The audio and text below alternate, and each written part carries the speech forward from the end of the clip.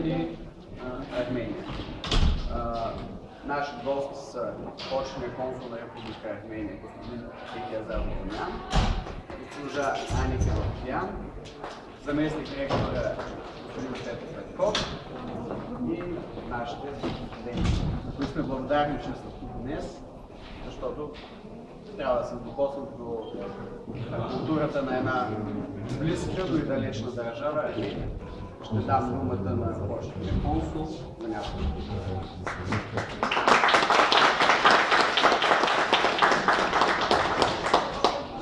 Добър ден, дами и господа.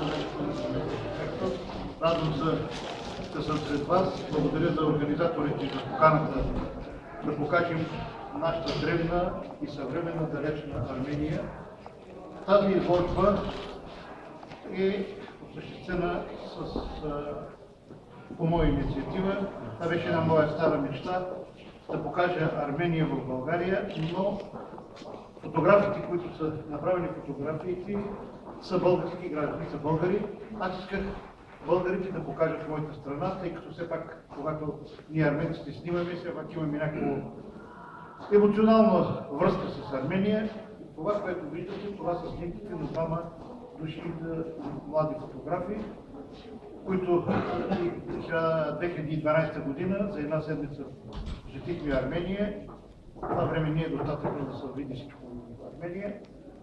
Това са една малка част от близо 3000 фото, които направиха тези младежи. Подробно повече за картини, можете доктор Филокашко ми каже, който е съветник по културно на консулството.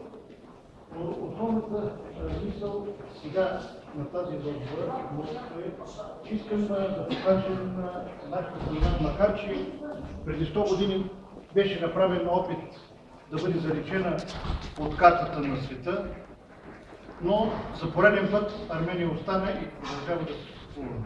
Армения е владяна от Персия, от Визанция, от много стари империи, но тези империи в момента ги няма, не съществуват, но Армения, макар и една малка част, която остана, живее, развива се и я има на картата. Няма да ви отвличавам повече. Благодаря ви за присъствието. Да, много се да чуя.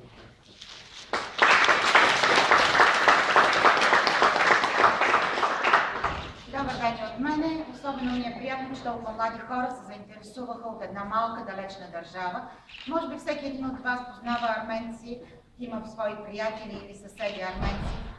Когато в нашия град заговорихме за арменската древна култура и за нашата държава, се оказа, че нашите съграждани пловдивчани почти нищо не знаеха за нашата култура, почти нищо не знаеха за древните ни паметници, почти нищо не знаеха за нас самите арменци, освен за това, че сме добри приятели, че сме верни приятели, че сме добри занаятчии, за това, че могат да живеят спокойно с нас и че могат да ни се доверят.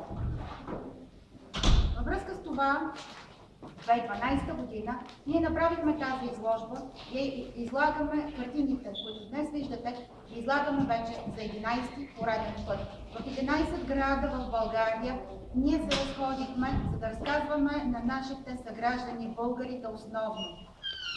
Кои са арменците, откъде идват и къде са корените ни.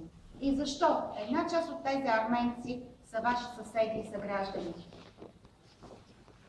Тази година се навършват 100 години от един неуспешен опит, поредният неуспешен опит, арменския род да бъде извлечен от лицето на земята.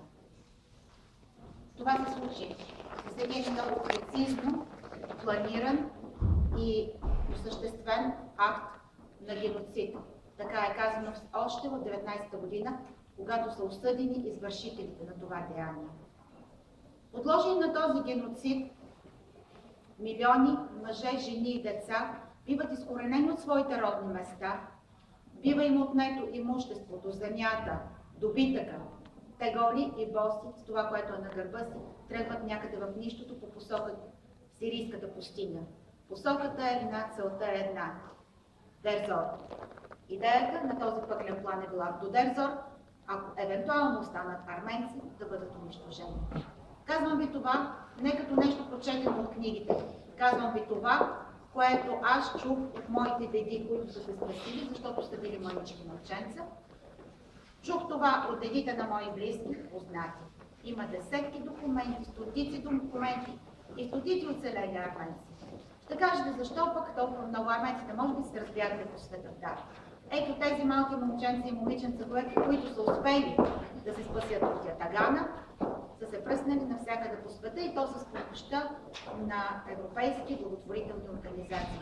И всеки арменец, който срещне друг някъде, където и да е, която и далечна точка на земята, създава църква, училище, създава една своя малка Армения. Но днес ние сме дошли да ви разкажем за нашата голяма Армения, за сърцето на Армения, за сърцето на нашия народ. Армения. В нашата имаше 2000-3000 фотоса, които дойдоха от Армения преди 4 години. От тях трябваше да избераме няколко, които да можем да показваме. Защото 2000 фотоса надали можехме да покажем. А бихме искали. Всеки един има своята история, има своя живот, има своята душа. И като лице на арменския народ, на арменската история, като лице на нашата нация, според нас можем да покажем ето този фотос. Това сме ние. Почервени от скръб, от мъка, от тегла, разпръснати навсякъде по света, но верни на християнската си вяра. Къде навели глава, къде гордо изправени, продължаваме своя исторически път. Днес има една Армения, която е на около 30 000 квадратни километра площ. Една мъничка страна, която преди 22 години заяви безпрекословно своето желание, своята сила, заяви своята решимост да върви по свой собствен, съвременен път по световната историческа и политическа сцена. И успява цената на много усилия. Разбира се, арменците от диаспората помагаме, за да може тази държава да намери своето място на света, да бъде стабилна и просперираща държава. И вследствие на това Армения вече е страната не само на мъката, това е страната на младежта, на бъдещето, на любовта. Където и да стъпите на тази земя, ще срещнете обич, разбиране, всеотдайност, ще срещнете едно огромно сърце, едно огромно гостоприемство. Когато говорим за древният ни народ, първото, с което го свързват хората, това е нашата християнска вяра. Арменската държава и нация са първите, които приемат християнството като своя държавна официална религия 301 година. Доста след това Рим се врича в християнството. Това е катедралният храм Ечмиадзия. Този древен катедрален храм, според историческите данни, е строен 304 година. 301 година просветителят на арменците, този, който е покръстил нашият народ, свети Крикор го Саворич, просветителят Крикор, сънува прохобен сън, който му се посочва местото на този храм. И тук единородният Исус със светлина лъч посочва, че на това место може да бъде съграден патриаршески храм, т.е. седалището, основата на християнството, да бъде сложена основата на християнството. В катедралния храм Ечмиадзин има намерени древни останки, които говорят, че 7-8 век преди Христа на това место е имало светилище, древно езическо светилище. Тоест това наистина е едно свято място, което продължава да живее и да топти с душевността на арменците. Това е част от двора в Ечмиадзин. На това место, това е парадният вход на Ечмиадзин. Символиката е ясна, множеството кръстове. На това место се освещава мирото. Но това миро, което всеки арменец бива помазан, когато се роди, бива помазан, когато умира.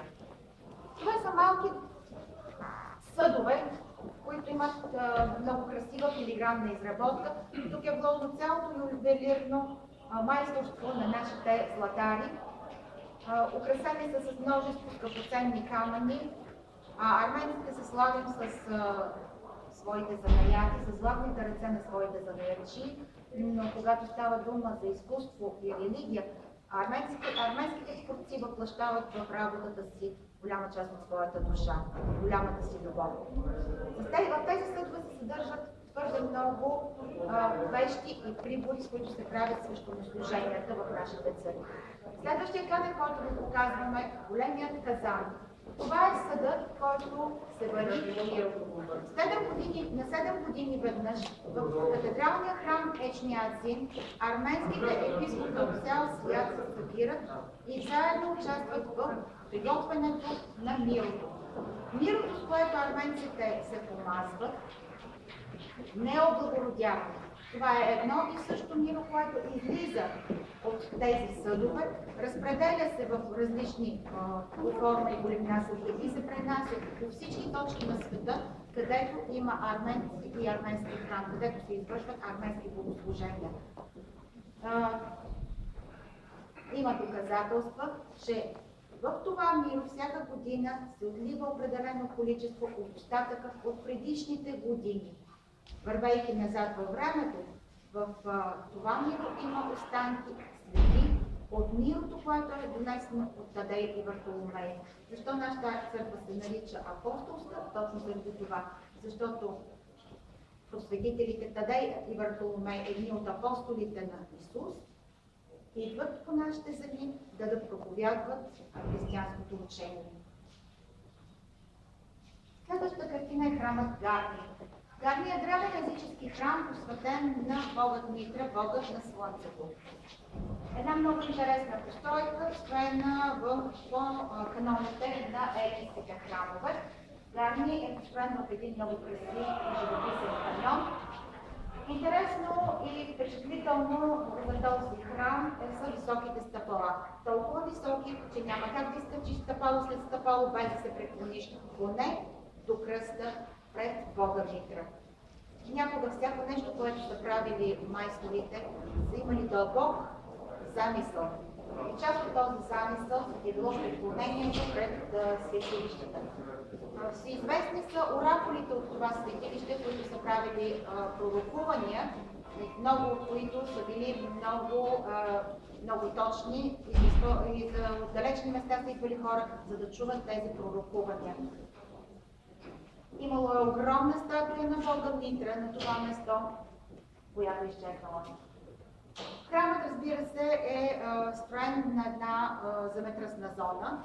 Армения в голяма степен е земетръсна зона и е бил разрушен. В 80-те години на нашия век обаче архитектите намират частици от тези колони и обявяват огромен всенароден план за възстановяването на този храм. Искам да ви кажа, че има всеки документ, всеки човек от околността, всяко семейство са събирали камъче по камъче, вадили са ги от дворовете си, от местата, където са ги били граждали в свои постройки и събрани на едно место са успели да възстановят храма. Твърде малко събрани части има на това место. Това е автентичният храм, заграден от неговите си парченца. Този пъзъл е събран единствено и само с огромното желание на арменците, живеещи в този регион. Малко по-нататък след Гарни е храмът Гяхар. Гяхар е копие. Има поверие, с голяма степен достоверно, че на това место, в този храм, се е съхранявало копието на Логин, което е едно от трите копия по света, които са датирани с максимална точност във времето, в което Исус е раснат на кръста, т.е. много прецизни изследвания говорят, че това може би е на автентичното, т.е. копието, с което Исус е проведен от война в Логин. Това копие по-настоящем се намира в катедралния храм Ечмиадзин. Този храм се нарича храмът на копието, защото дълги години, когато е имало опасност от набези и от похищения, копието е било пазено заедно с много други писмени съкровища и ювелирни съкровища, свързани с нашата християнска религия, запазени в този храм. За изграждането и за разцвета на храма имат заслуга няколко княжески фамилии. Закаряни Трошян. Това е единственото място, единственият храм, където има погребални церемонии и на жена. Една от княгините е погребана в една от залите на храма. Интересното и уникалното на този храм е, че той е вкопан в камъка. Вие виждате на първата снимка външните сгради, които са изграждани, но като цяло вътрешната част, кораба на самата храмова част е вкопана в скалата. Тоест градежът е започнал отвън навътре, като се изтялквала и отмахала част от тази скала. Храмът е уникален, той е защитен обект на ЮНЕСКО от 2008 година. Това е вътрешността на този храм. Ние с господин Ожонян изключително много се гордаем с тези няколко фотоса и се радваме, че можем да споделим и с вас. Фотографът, нашия приятел Христо Димитров, миналата година имаше възможност да се яви на голям фотографски конкурс в Пекин.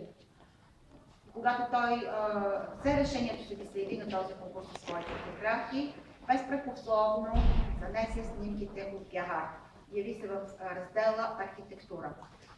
Този конкурс е нещо величаво в живота на фотографите.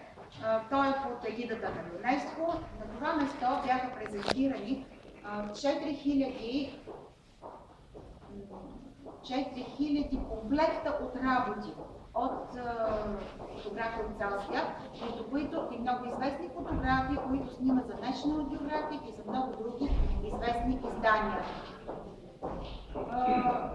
Общо фотографиите, които са представени пред журито, са 66 000, от които само 66 биват номинирани. И сред тези номинирани в раздел архитектура е нашият Христо Димитров. Той донеси една златна купа в Пловдив от Пекин. Много по-важното бяха неговите емоции, а още по-важно за нас, че този българин, нашият приятел Христо, стана посланник на Армения в далечен Пекин. Той казваше, да, аз съм българин и се гордея с това, но много се гордея, че имах възможността да влеза в Бяхар. И ако мога някой ден да отида в Армения, искам само 10 дни да стоя и да снимам в Бяхар. Това е мистично място. Аз съм многословен човек, понякога досаждам с многото думи, които употребявам, но аз лично нямам думи да разкажа за тази емоция. Това е нещо само, което може да се усети, нещо, което се усеща дори чрез кожата. След Бяхар можем да вървим сякаш. Това, което ви показвам на следващите фотоси, виждате ли от мене? А пък приближете се. Това е Мата Надаран. Книгохранилището Мата Надаран. Преди да кажа за Мата Надаран, ще споделя няколко неща. Арменците имат своя писменост от 405 година. Свети век. Месел Мантот е духовникът, който прави възможно нашият народ да има своята писменост. Но следващото, което той прави заедно с духовния глава на арменците по това време, обединяват своите усилия, възпитават, обучават монаси, които започват неистово да преписват всякаква научна литература, която съществува в това време, във всички възможни библиотеки, във всички империи. Да, те са откраднали цялото знание, което е съществувало в тогавашния свят, и са го занесли в писмен вид в нашите храмове за съхранение. Днес в нашия храм на знанието Мата Надаран има десетки образци, преписи на научни произведения от миналото, които не съществуват в тяхният оригинален вид поради 1 милион причини. Знаете, живота е сложен. Някои от библиотеките са били опожарявани, други са били плечкосвани, други книги са били загубени във времето и движението им по света. Но техните първи преписи в арменски вариант се съхраняват в Мата Надаран. В Мата интересна е самата сграда. Това е една огромна алея, която от центъра на града стига до този храм на знанието. Пред него стоят като изполини 6 от видните представители на науката, хората, които са съхранявани и създавали знанието за арменците. Най-отпред е Месроб Машлов, който ръката си показва времето, в което е създадена азбуката, и малкото момче, което го гледа с преклонение. Малкото момче, това е олицетворение на всички нас, арменците. Ние естествено се прекланяме. Азбуката ни не се е променила от 5000 насам. Никак. Ние продължаваме да използваме същите тези благословени букви. Над него ви показваме храма с Трикото Саволич. Може би си спомняте, в началото на разказа се казва, Трикото Саволич е светецът, който е покръстил арменците. Този свят мъж има своето място, има своят храм вече в центъра на Ереван, една прекрасна сграда. Тя е построена във връзка с 1700-та годишнина от покръстването на арменците. Гост от този храм по повод празниците от тази годишнина беше самият папа Йоан Павел II, който донесе частички от мощите на Трикото Саволич. За огромно наше удоволствие, в този храм вече и хората могат да се покланят пред тези си мощи. Показваме ви следващия фото. Езерото Севан, там има прекрасни храмове. Езерото Севан е планинско сладководно езеро, където арменците почиват, но при всички случаи има следи от дълбока и древна култура. Виждате и няколко хачкари. Хачкар, това е следващото, което ние оставаме в световното културно наследство чрез документацията на ЮНЕСКО. ЮНЕСКО обяви хачкарите за световно наследство. Не само самите камъни, но и начинът на тяхната изработка. Само арменците въплъщават дантеления рисунък и ювелирното си изкуство върху камъни. И много податлив и плодотворен за такова нещо е камъкът тук, който го има в огромно изобилие в нашата Армения. И когато някой ви каже за кръстен знак, това са кръстните знаци, където арменците навсякъде слагат в своите поселища. Почти за всеки град, където има арменци, където има някакъв храм, ние слагаме и по един такъв кръстен камънен знак. Тази година за 100 път ние ще се преклоним пред нашите деди, които мъченически загинаха за това да останат с вярата си и със своите арменски имена. Милиони мъже, жени и деца умряха по ужасен начин. Хиляди деца обаче по пътя на тази депортация до пустинята, където трябваше да бъдат унищожени, научиха арменското писмо и алфабет, написани върху пясъка от наранените ръце на майките. Те им пееха молитвите, които сме пеели векова назад, и повтаряха думите от нашата молитва. Това е паметник на Лапер, Пушек гнездо, който арменците са построили в памет на загиналите.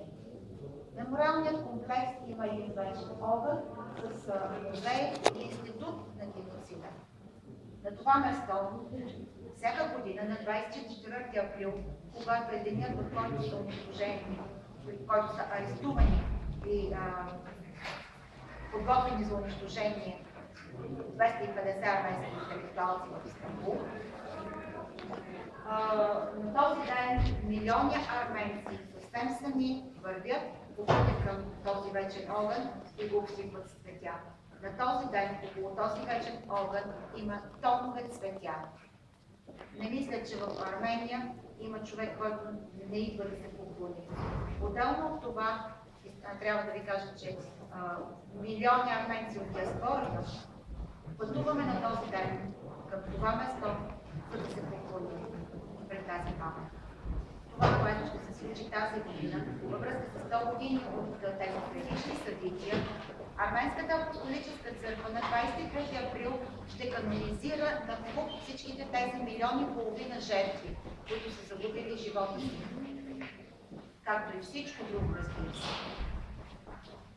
За първи път от 400 години насам нашата църква ще проведе церемония за канонизация. Много държавни глави, много обществени организации са потвърдили своята решимост и са потвърдили, че ще бъдат на тази церемония.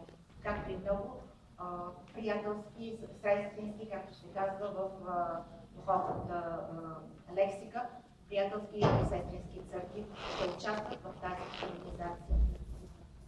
Ние вече няма да правим за упокойни молитви и няма да правим помени на всички от тези жертви. Не.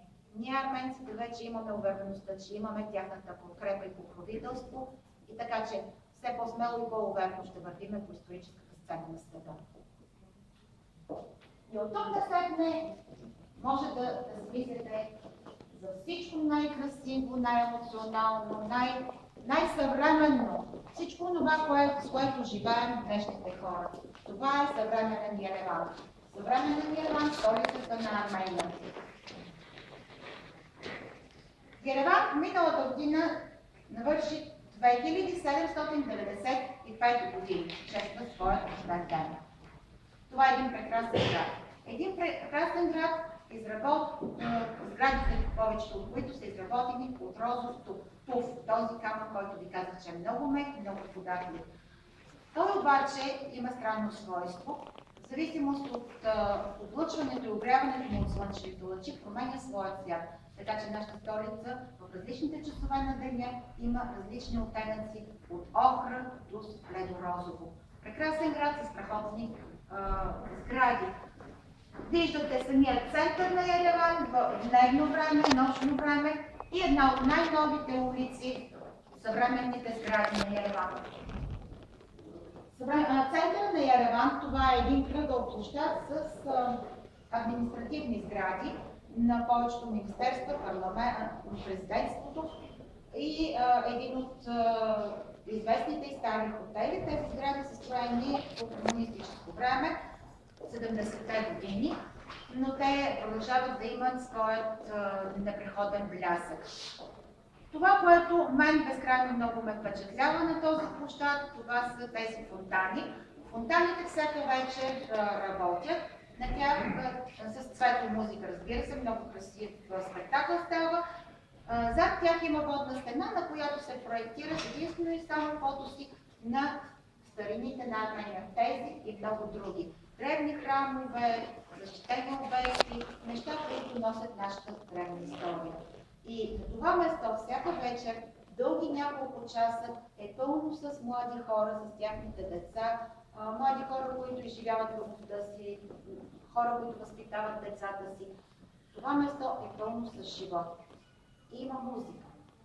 Единствената музика, която се слуша на това место, с огромно удоволствие, без никакъв коментар, това е арменска музика. И понякога аз знам.